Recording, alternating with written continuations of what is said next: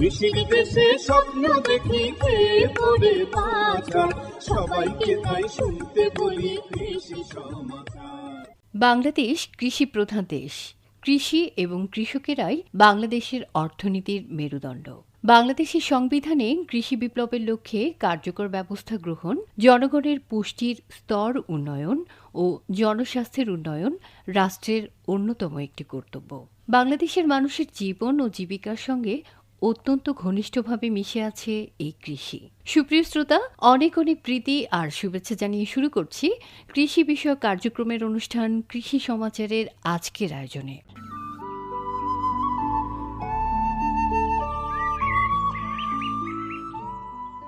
ফসল, মৎস্য, প্রাণী সম্পদ এবং বন উপখাতসমূহের সমন্বিত রূপই হল এই কৃষিখাত। বর্তমানে কৃষিকে এক ধাপ এগিয়ে নিতে প্রচলিত হয়েছে বিভিন্ন অ্যাপের ব্যবহার।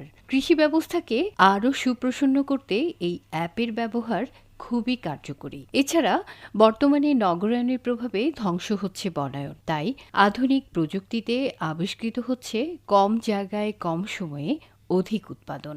প্রিয় শ্রোতা, এবারে আমরা আমার কৃষি পর্বে শুনব ড্রাগন ফল চাষের উপর একটি প্রামাণ্য প্রতিবেদন।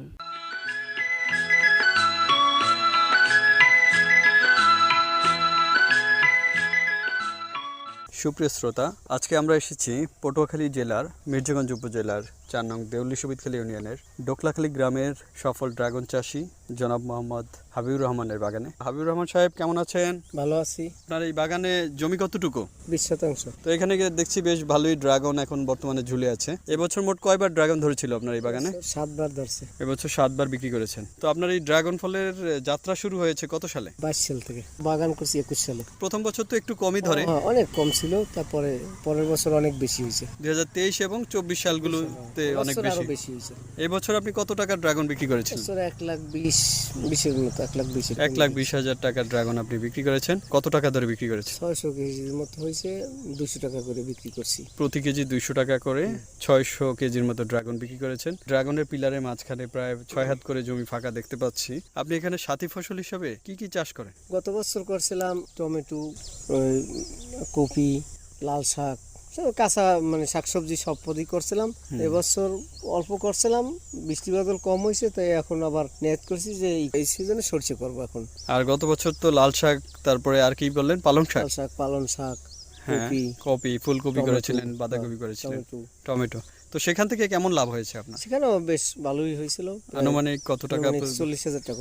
তার মানে এক বছরে যদি এই বছর হিসাব করি আমরা 1,20,000 টাকার ড্রাগন, পাশাপাশি সাথী ফসল থেকে প্রায় 40,000 টাকা আপনি পেয়েছেন। 1,60,000 টাকা। আপনার এই যে ড্রাগন ফলের চাষ শুরু করলেন, এটা আপনার শুরু কিভাবে করলেন? শুরু আমি উপজেলা কৃষি অফিসে আমার একটা ট্রেনিং এ রাখছে ফল বাগানের উপরে, কারণ ওইখান থেকে আমার ড্রাগনের পরামর্শই বেশি দিচ্ছে, এবং আমিও ড্রাগনের পরামর্শ শুনে আমার পছন্দ হয়েছে, আমি ড্রাগন বাগান নিছি। ওইখান থেকে আমার একটা প্রদর্শনী দিছে, এখান থেকে আমি শুরু করছি। 10% জায়গায় দিছে, এরপর আমি আবার নিজে বাড়াই নিছি। এখানে আমি দেখতে পাচ্ছি যে উপজেলা সুবিদখালী ইউনিয়নের পশ্চিম সুবিদখালী ব্লকের উপসহকারী কৃষি কর্মকর্তা জনাব আমিনুল ইসলাম। এই যে উনি বললেন যে প্রদর্শনী পেয়েছেন, এটা আপনাদের কোন প্রকল্পের প্রদর্শনী?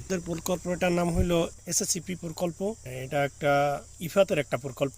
আচ্ছা, ইফাদ আপনার অর্থায়ন করেছে, অর্থাৎ জাতিসংঘের একটা বিশেষায়িত সংস্থা। হাবিবুর রহমানের এই জায়গাটা দেখে স্যার আমার মোটামুটি ড্রাগন বাগান করার মতো একটা উপযোগী জায়গা মনে হয়েছে আমার কাছে। তারপর হাবিবুর রহমানকে বলার সাথে সাথে হাবিবুর রহমান মোটামুটি আগ্রহী ছিল। পরবর্তীতে আপনি তাকে প্রশিক্ষণে অন্তর্ভুক্ত করেছি। তারপরে তাকে একটা প্রদর্শনী দিয়েছিলাম। প্রদর্শনীর আকার ছিল 10% স্যার। আচ্ছা হাবিবুর রহমান, আপনার এখানে দেখতে পাচ্ছি যে ড্রাগনের চারাও উৎপাদন করেন। আপনার এই 20%-এর মধ্যে থেকে দেখলাম তো বেশ ভালো চারা। আপনি কি চারা বিক্রি করেন নাকি? চারাও বিক্রি করি। প্রতি বছর কত টাকার চারা বিক্রি করেন? চারা প্রায় প্রতি বছর 30-40,000 টাকা। 40,000 টাকা। তার মানে প্রায় প্রতি বছর প্রায় 2 লক্ষ টাকা আপনার এই জমি থেকে আসছে। তো এইখানে প্রতি বছর এখন যদি হিসাব করি গড়ে কত টাকা আপনার খরচ হচ্ছে বললেন? খরচ তো স্যার প্রথম বছরই গেছে, এখন অত খরচ যায় না। এখন 1 লাখ যায় না? 1 লাখ যায় না, 1 লাখ যায় না। অনেক কম। এই জনপথে 1 লক্ষ টাকা 20 শতক জমি থেকে এক বছরে আয় করা, এটা একজন সফল চাষির পক্ষেই সম্ভব মনে হয়েছে আমাদের কাছে, কারণ এখানে পানি ব্যবস্থাপনার বেশ চ্যালেঞ্জ রয়েছে। হাবিবুর রহমান, আপনার এই যে এখানে আমরা দেখতে পাচ্ছি যে অনেক বেকার ছাত্র যুবক আছেন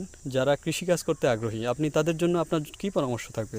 আপনি আমার পরামর্শ, তারা যদি আমার এখানে আসে আমি তাদের জন্য আমার মতো ভালো করে পরামর্শ দেবো। যেহেতু আমি বেকার ছিলাম, কিন্তু এখন আমি বেকার না, আমি এটাতে ভালো সফল হয়েছি এবং আমার মতো যদি আরো কোনো ভাই আসে আমি তাদেরকে ভালো পরামর্শ দেবো এবং চারা টারা যা কিছুই আছে আমি তাদেরকে। আচ্ছা, আপনার এখানে যে চারা আছে, আপনি তাদেরকে যদি চারা নিয়ে সরাসরি কিভাবে রোপণ করতে হয়, কিভাবে যে ড্রাগনের পিলারের কিভাবে স্থাপন করবেন, সেখানে চারা কিভাবে রোপণ করে এবং কিভাবে পরিচর্যা করতে হয়, কতদিন পর পর আপনি এই জমিতে কি কি সার দেন, এগুলো যদি আপনি শিখান তাহলে আমার মনে হয় যে তারাও সফল হওয়ার সম্ভাবনা থাকবে। আগ্রহী আমার মতো যদি কোনো কৃষক আসে আমি তাদের জন্য সুপরামর্শই দেবো এবং তারাও যেন আমার মতে করিয়া স্বাবলম্বী হতে পারে। সুপ্রিয় শ্রোতা, আশা করি যে দক্ষিণাঞ্চলে ড্রাগন চাষ যদি আরো বৃদ্ধি পায় তাহলে এই অঞ্চলে মানুষের ফলের যে চাহিদা সেটা পূরণে গুরুত্বপূর্ণ ভূমিকা রাখবে। শ্রোতা বন্ধুরা, আজকে এই পর্যন্তই।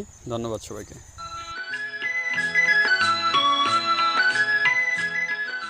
সবুজ গাছ আমাদের মন ভালো করার একটি মাধ্যম। মন ভালো করার আরও একটি মাধ্যম হচ্ছে সুর। প্রিয় শ্রোতা, এবারে শুনবো একটি গান কল্যাণী ঘোষের কণ্ঠে। গীতিকার ও সুরকার এম.এন. আখতার। ও পরানুর তালতো বাই, সিডি দিলাম পত্র দিলাম নয়লা কিল্লাই। ও পরানুর তালতো ভাই, সিডি দিলাম পত্র দিলাম নয়লা কিল্লাই। পরান্নেন কেন গরে তোয়ার মিডা মিডা খতালাই। পরান্নেন কেন গরে তোয়ার মিডা মিডা খতালাই। সিডি দিলাম পত্র দিলাম নয়লা কিল্লাই। ও পরানুর তালতো ভাই, সিডি দিলাম পত্র দিলাম নয়লা কিল্লাই।